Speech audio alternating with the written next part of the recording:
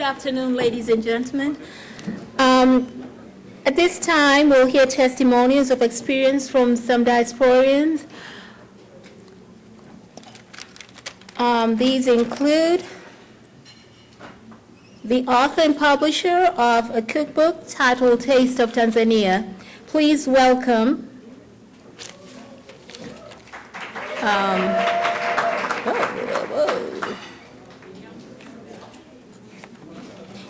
Miss Miriam Kinonda, sorry.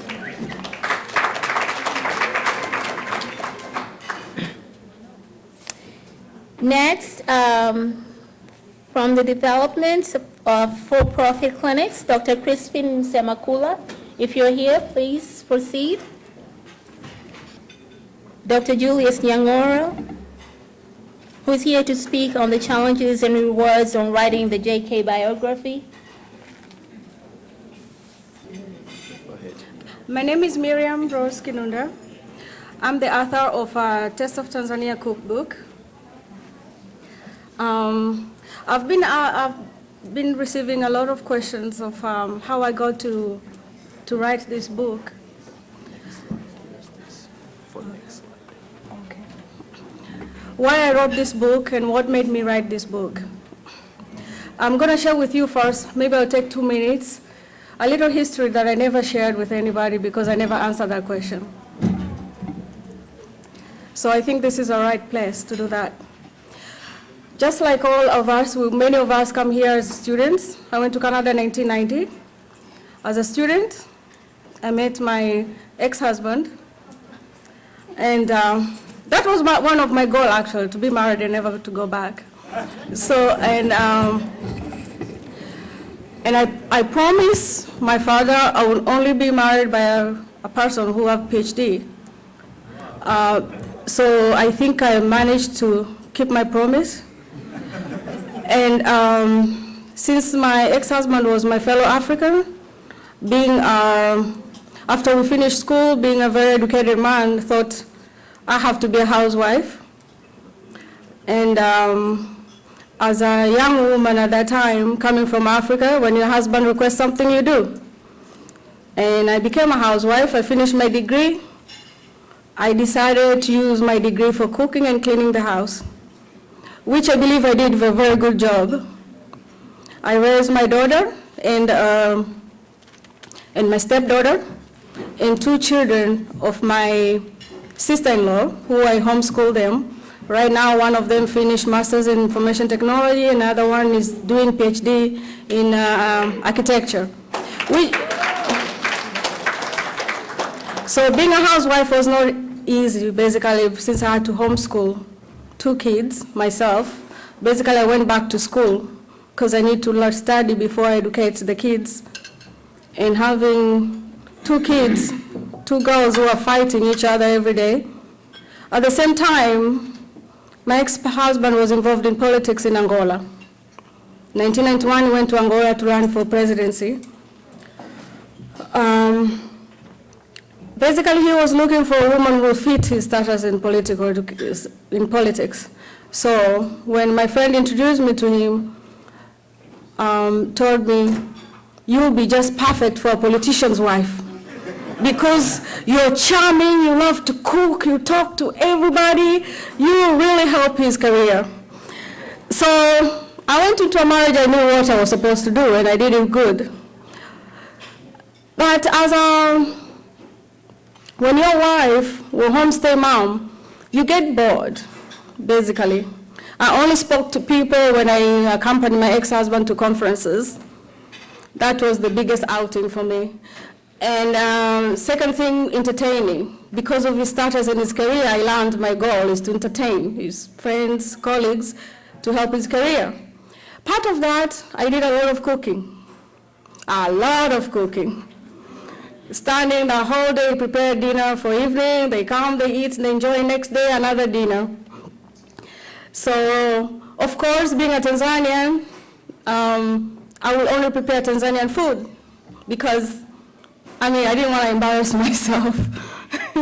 Try to cook some American or Western food. And most of the guests enjoy the food. They will ask me for recipes. I will write them down and I will send to them. That kept going until I had a lot of recipes. Also, because I was glad also my ex was a professor, so I was taking classes in the evening about web developing and computer science. That was my special time, my alone time.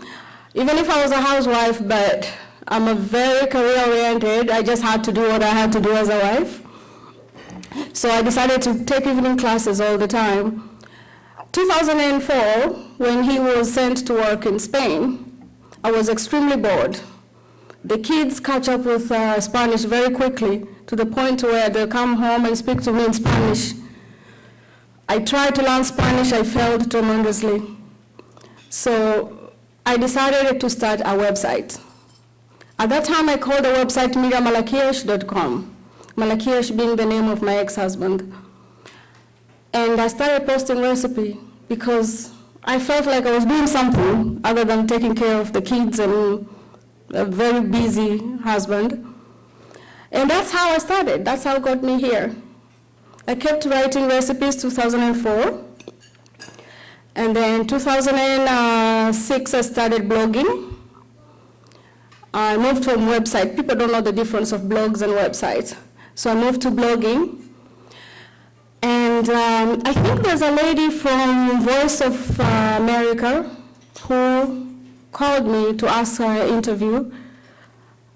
Khadija Riyama, yes. She interviewed me in 2006, and a few media in Tanzania could hear that, so I kind of got a good follower at that time. And that's the time when also I realized my marriage was not working. I think I was tired to be a follower. I decided to go back to school. I went to do my master's in IT.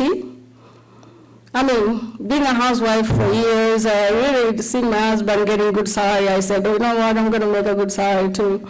So I went back to school. It was tough. Going to school, studying, having a child, going to court next day for child support. I'm sure some of you have gone through that. And spend 8 hours of night crying while my marriage didn't work. But I finished. But while I'm doing all that, I still continue writing about recipes. But there's a secret about that. When I finished high school, I wanted to be a chef in Nairobi. I applied the hotel management school in Kenya. My father, being a mathematician, he thought it was such an embarrassment for his daughter to become a chef and cook in hotels. I should do business or something. And mind you, I hated school. I was just not a school person. So I continued, and the idea of cookbook came. In 2009, I started tasteoftanzania.com. Now, so when the idea of cookbook came, I decided to do research and to publish my own book. But then, when I started doing research, I realized that, there are so many books being published. In the United States, like 2010, they had over 300,000 books published. Some people say a million. So I was really scared because I wanted to be successful. At that time, also, I was working as a web developer at our electricity company in Arizona. That was my second job, actually.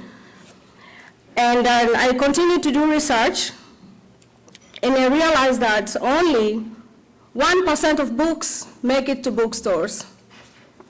Since also my master's was based on research, so this was such an easy job to do. I finished to write a book, even if I was very, very, very scared after I came to learn that the average of less than 300 books are sold per title. Still, the fear of being African was there, if I will ever sell a book. Even if for me, I was writing as a hobby and fun, at the same time, I was hoping to make some money, raise my daughter. As a very proud woman who decided I don't think I want to continue going to court to get child support. I'll do it on my own. So I finished to write a book, 2009. I wrote lots of letters to agents, literary agents. I received a lot of no's. Believe it or not, even if many people may not believe this, I cried many times every time I opened a letter that said no. I was like, why? But then I realized I cannot depend on them. I have to publish it on my own. So, and these are the books that I had to buy. I think this, yeah. I bought these books basically to help me. And one of the books, if anybody wants to write a book that's very, very, very important, is Writer's Market Deluxe Edition. It comes each year a new one. Now it's in market 2015. That is very, very important because this book shows you the list of all literary agents in the United States, in Europe, everywhere, you name it. It shows you list of publishers and it tells you how you can write to them. Some of the agents or publishers, they tell you, don't write us a letter. Some of them tells you, send us email only. Some of them send us a regular mail. So there's all these restrictions. So even if your book is good, you send to them, you don't follow their directions, they don't read anything. They're very strict because they get millions and millions of letters. So I had to buy these books. I come from work, and I read the books. This is the list I've put, this one is just few books. I have a whole library of books, how to write, how to publish, how everything. But I didn't take it serious because of my job. My job was to get as far as I want in IT. But then it was contradicting with my hobby. I love cooking so much. This is something I wanted to do since I was in high school. And also I should remind you, I was not allowed to cook in my house. My father didn't want to raise a regular girl. So that was a big thing for me. But finally I'm free, I can cook, and I can write a book. So one of the book asked me, gave me guidance of you have to write like 2 pages of what you want to write in your book. So I wrote 2 pages of all the chapters. If you see in my cookbook, you can also find it at Amazon. So I wrote the first content first. I want the first chapter to be this and this and this and this. And if anybody wants to write a book or either a novel, you can follow there number 1. And then I started writing 1 chapter at a time. At that time, I was still posting recipes on testoftanzania.com. And then I started Facebook as part of marketing because I realized I need to work hard to market myself. And many Tanzanians didn't take me as serious, but I knew what I was doing, so I took myself extremely serious. And then I got a professional review who reviewed my book. After that, I continued again writing a query letter. I needed to ask somebody to write for me a better letter to send to the agents because I thought maybe at first time my letter was refused because it was not good enough. And I was very, very right because a professional wrote to me for me a very good letter. I kept sending 2010, 2011, no luck. But this time I was not crying because I was already used to it. So I learned about publishing through the books I've listed there. I think you get information later through DICOTA. There's print on demand, which is very cheap. You don't need any money. They do everything for you. That's what many people are doing. And then there's offset printing. Offset printing basically is the type of printing that the traditional publishers like Penguin, they use. You can do it on your own. The quality of book is very good, but it's very expensive. So I went through different print-on-demand publishers. There's Blab, and then there's Lulu. I think many people here have been talking about Lulu. And Lulu is not a very good place to go. Because when I was writing, when I was saying I'm still looking for publisher, everybody was like, what's wrong with you? There are so many publishers. There's Lulu, there's what? So everybody thought I was not knowing what I was doing. The truth is, I knew what I was doing more than they could have ever guessed, because I did my research. Lulu will publish for you a book. Most of them are not as high quality. They may charge you money for marketing. I don't think they care much, to tell you the truth. And all this list I've put here. But at the end, I didn't have enough money. I used one of them. I used Abbott. I don't know if you've heard about Abbott. Yes. They seem a little bit promising. I contact them. I have this aggressive nature. So I call them and ask them questions and everything. They seem very promising. And I decided to use them. So 2012, they printed my first book. They sent me a copy, which was beautiful. I went crazy. I remember I recorded myself direct to Facebook. I don't know if many people have seen that video. I was so happy holding my first book. I was like, oh, my dad should have seen this. I mean, he saw it because he's in heaven, so I'm sure he saw it. But I was very, very happy. But as I looked at the quality of the book was extremely bad, very bad. The paper was just like the paper you buy at Office Depot. The pictures, the way they organized, everything was extremely bad. I called them. I said, don't print this book. I don't like the sample. Going back and forth, we're like, first of all, you should be glad of yourself, you know, being an immigrant, you wrote this book, nice recipes. I'm like, you know, it doesn't mean because I'm an immigrant, I don't know the meaning of quality.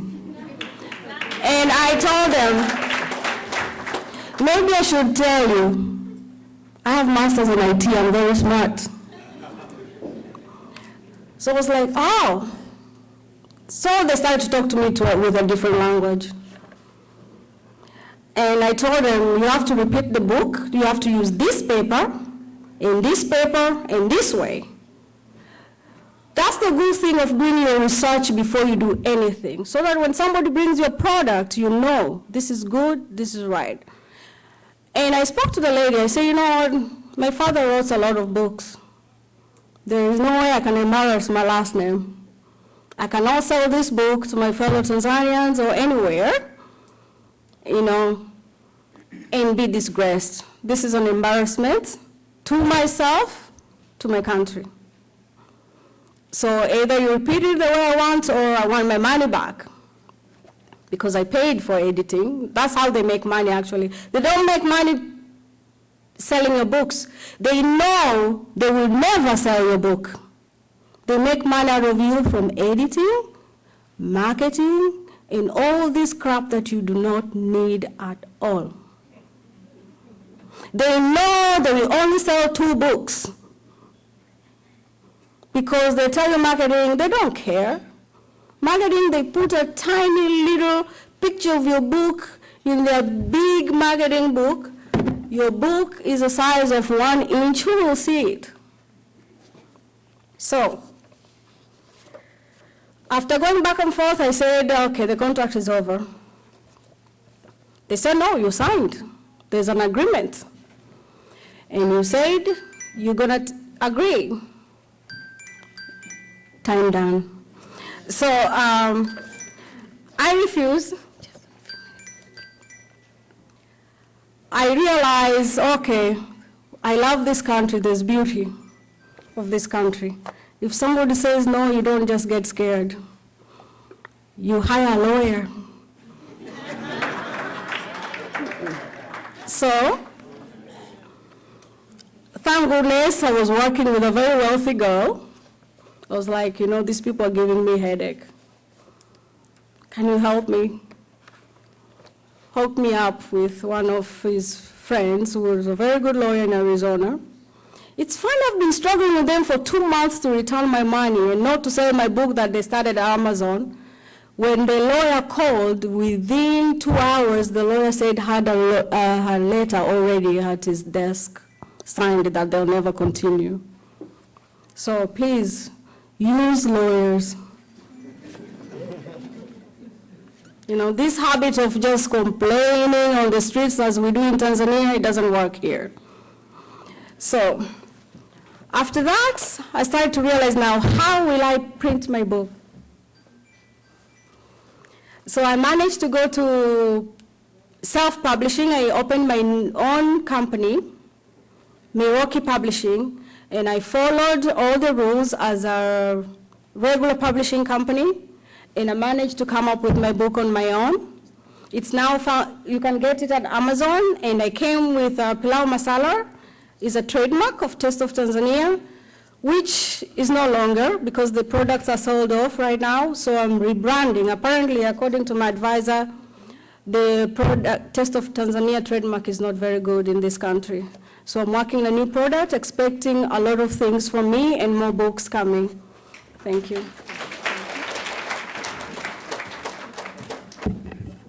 Good afternoon, everybody.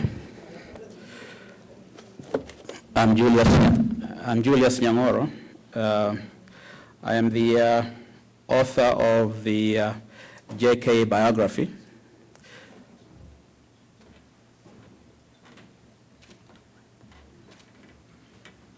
The biography was published in 2010.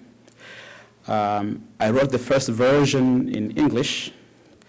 I didn't have the courage to translate it, so I hired somebody else to do it for me. But my publisher thought it was clever to maintain the same cover. So what I have here is my original version, which is a political biography of Jakaya Mrisho Kikwete, JK, President of Tanzania. And I have the Kiswahili translation, courtesy of my colleague Imani Swila at the University of Dar es Salaam to do the Kiswahili version. And yes, the books are available in circulation. I'm told there are around 100,000 copies in circulation. In Tanzania, you can get the books primarily at the Dar es Salaam University bookstore, but I think there are copies also floating around downtown and other places. In the US, you can get the books at various bookstores, but I think primarily through Amazon. So that's the commercial part. Okay. So the substantive part is what follows. Why write the book? You know, the basic question, which was raised by my colleague. For me, writing a political biography of JK was prompted by the need to record political development in Tanzania.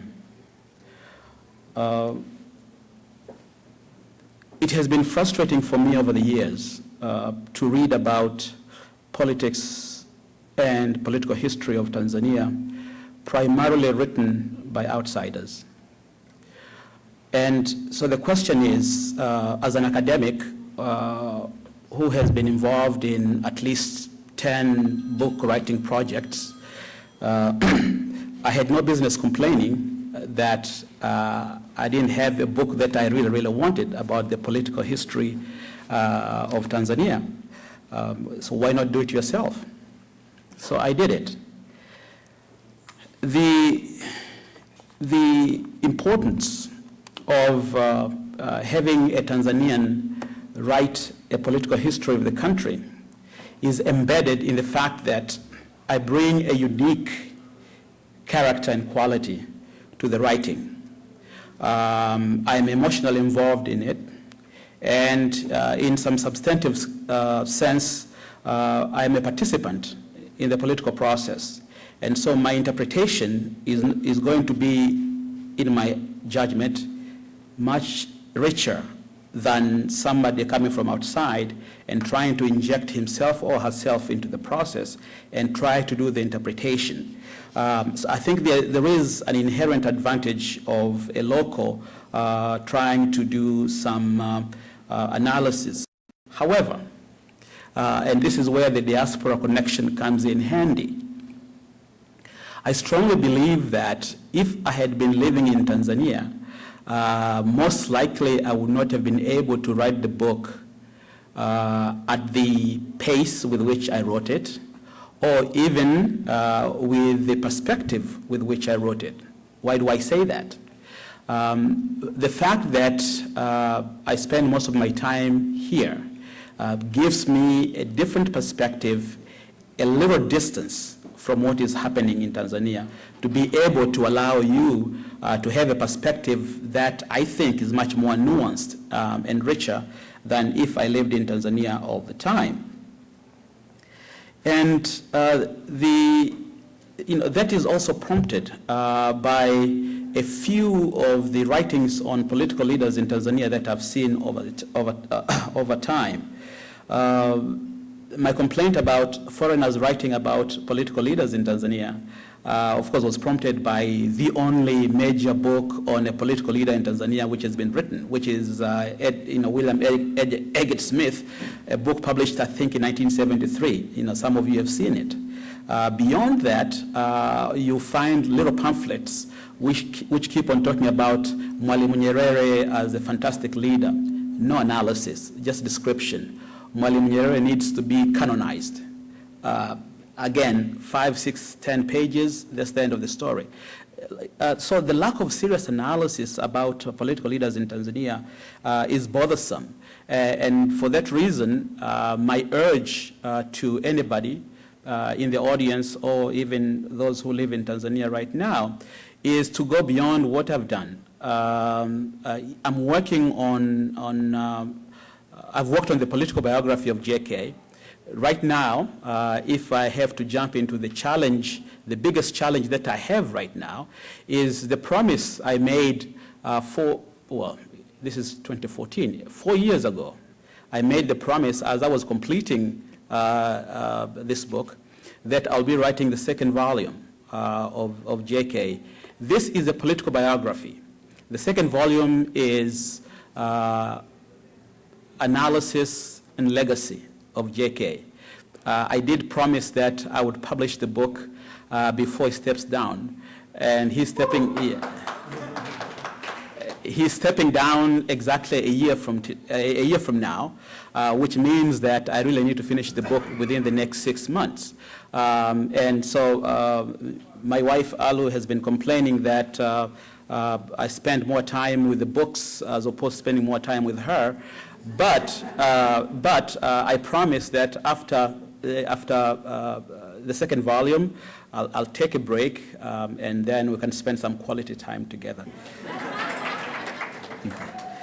Now, having said that, of course, you all know that I need to get home today, and I need to have a nice conversation with the missus, so I must make sure that she gets her dues.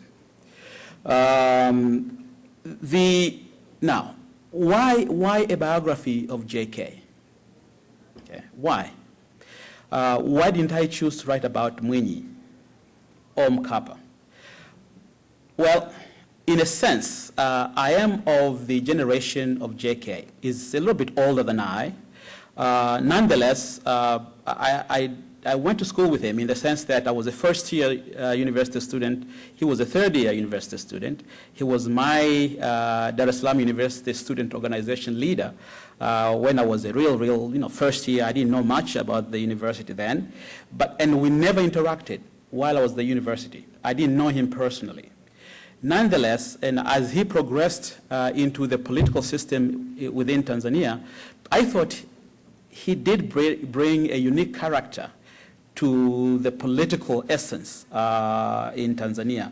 And for that reason, I thought he was an interesting character. And in 1995, if you may recall, he was the youngest candidate running at that time when he was defeated by Mkapa within the party primary.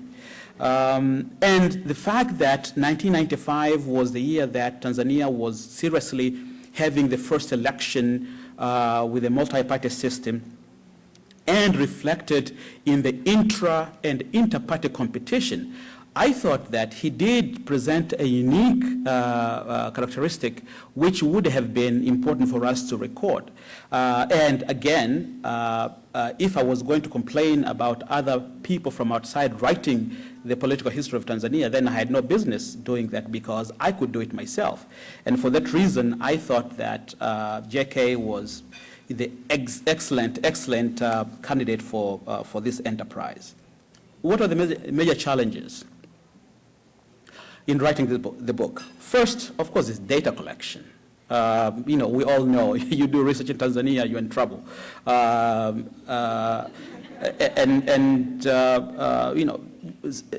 You could make an appointment with the Ministry of Education, Treasury, whatever. The data you'll get will be about 20 years old, maybe 15 years old. And it wasn't very promising. So you have to be innovative and more or less use academic thuggery to be able to get some of the data. And of course, for me, having promised my publisher that I would deliver the book at the beginning of the year 2010, I really had to meet that deadline. Otherwise, I would be in trouble with the publisher. And so that challenge was working on me. At the same time, again, the hazards of doing research in Tanzania is that when you make an appointment with an official at 8 o'clock in the morning, he or she might show up at 4 o'clock and ask you to come back the following day or 3 days later. And so that was quite challenging. So you have to be able to have management skills and also diplomatic skills to be able to interview these folks and also have them keep time in terms of appointments. And of course, finally, I had this challenge of people were highly skeptical as to whether, number one, I was writing the book, and number two, why I had chosen this character, and three, if you were interviewing people of the opposite party, they would assume that you are actually working on behalf of JK as opposed to being an independent researcher. And for that, how much? 3. And for that reason, one had to tread very carefully in terms of the interviewing process, which was quite challenging. But I'm glad that I was able to overcome those challenges by indeed promising and demonstrating that this was an objective exercise. So after the publication of the book, I told State House that the book was being published, and they invited me to launch the book at State House. I was pleasantly surprised, and we did it. One thing that was very interesting was that JK himself, in his remarks at the launch, said, I know that people are going to criticize Nyang'oro for writing this book, but they need to keep the ideas to themselves. If they want to criticize stuff, they should write their own book. In other words, I thought he was applauding me for having taken the initiative to write this book. And he said, and I'm very glad he did this, he said, I've not read the book, and I'm going to take the time to read the book, which of course was nullifying the argument that others had that actually this was an inside job and had been done at the behest of JK himself, as opposed to Nyang'oro himself taking the initiative to write the book and coming up with the product. And so, since I have 1 minute, I would simply say that the biggest challenge I'm facing right now, of course, is the pressure of time again, because I had promised everybody, and I do not want to embarrass myself or my wife, that you promised to write this book, and you didn't. So I have to come up with a book within the next 6 months. It's a big challenge. And the fact that this year we have a major development, i.e. the constitutional review process, and I had wanted for that process to be part of this book. So, you know, the votes that were taken a couple of days ago will be part of the discourse that will be in the next book. Thank you very much.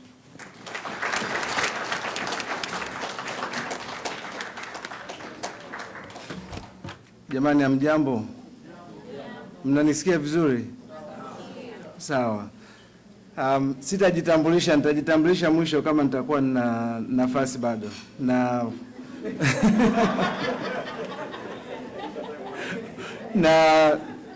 Naomba nianze kwa kusema all the protocol has been observed because I need every minute. Mimi, I will be using both languages interchangeably. Nasimama kama board of trustee wa DICOTA, lakini what I wanted to share with you today is what has been my experience as a DICOTA, what I learned from over the years of being a member of DICOTA, na nikapata wito, nikajaribu ku put things into practice. Na mpaka nimeweza kufanikiwa kufungua state of the art modern clinic in Dar es Salaam. Like, the only confession I want to say is, if I didn't join DICOTA, I wouldn't have been able to do this. So, naomba tuipigie mikono tena DICOTA. And the reason is, huku jamani, huku kuna connection. Na sisi tunapoondoka kwenda Tanzania kwa wiki moja mbili, if you don't use the connection here, you will not be able to do things in Tanzania to get things off the ground. So, kama umekuja kwenye huu mkutano hapa, by kesho unaondoka mtu unayemfahamiana naye bado ni huyo wa North Carolina, then huja enjoy huu mkutano.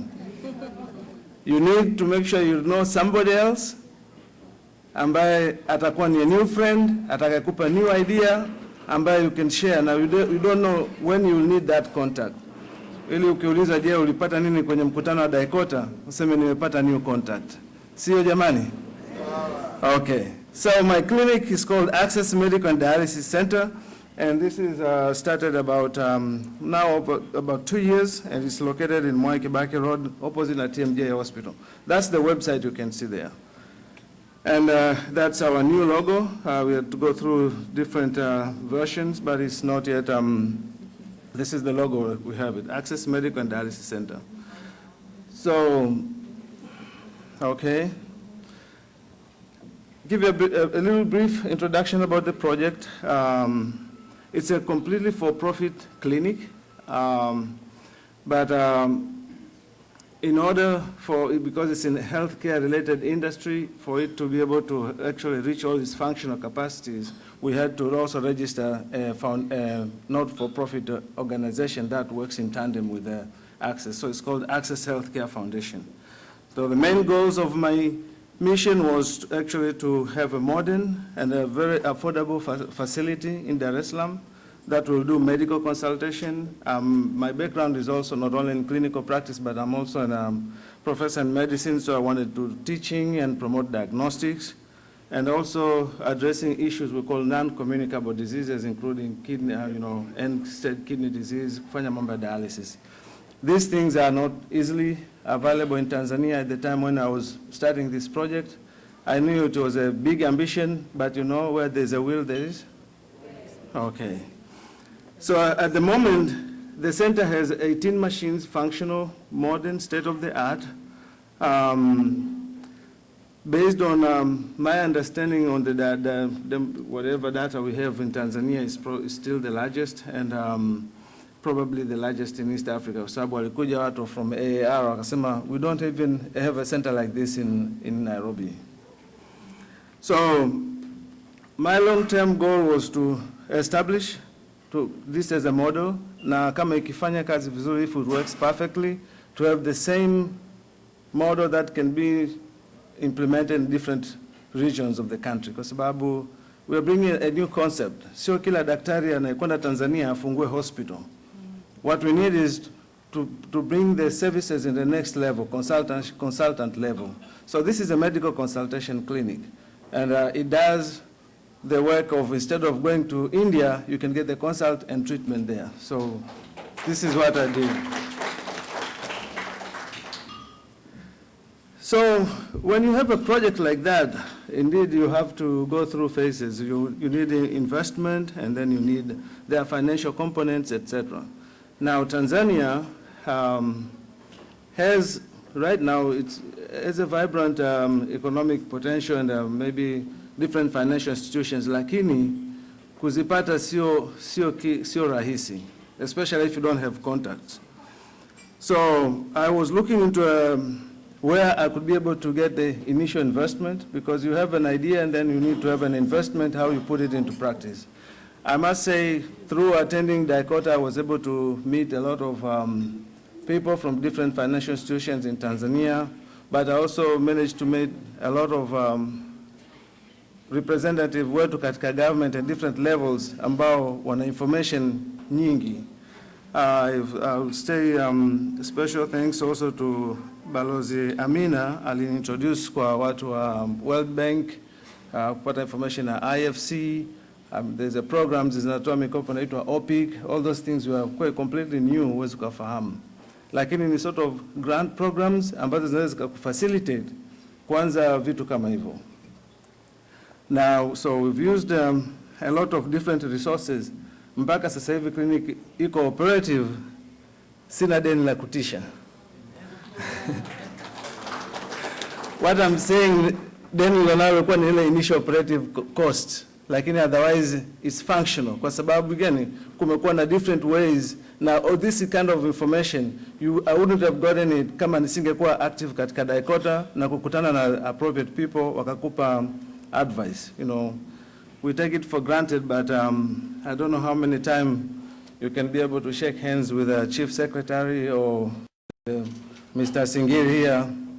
Try to go to the bank, utakuta kabla hujapigwa inspection sijui utaingilia wapi. So, but you get these connections here, use them, and that's the whole meaning of why you should actually be participating katika these meetings. So one of the other things, I use the advantage as being a diaspora. So what do you mean? Because I live in the United States, I've lived here for many years, I work here, I knew people in the medical community, so I was able to look for appropriate partners, because there are a lot of organizations that have interest to invest in our country, to help people, development projects, etc. So I was actually targeting to look for appropriate partnership with a USA organization. And on March 2012, I was able to make a good agreement with Bridge of Life. It's a philanthropic arm of DaVita. DaVita is a very, very big company here in the United States, which is focusing in doing dialysis projects in the entire country. So they have a program called Bridge of Life. To sign a contract here, of course you have to go through a lot of screening, and you have to provide them data, business plans and stuff like that. But eventually they accepted my idea and went into partnerships. Sasa hiyo ndio diaspora inaleta nini? Partnership na huku. And I can tell you also, without the partnership with Bridge of Life, that center would have been still in my dreams. So this is the result of that partnership. What you're seeing here is us.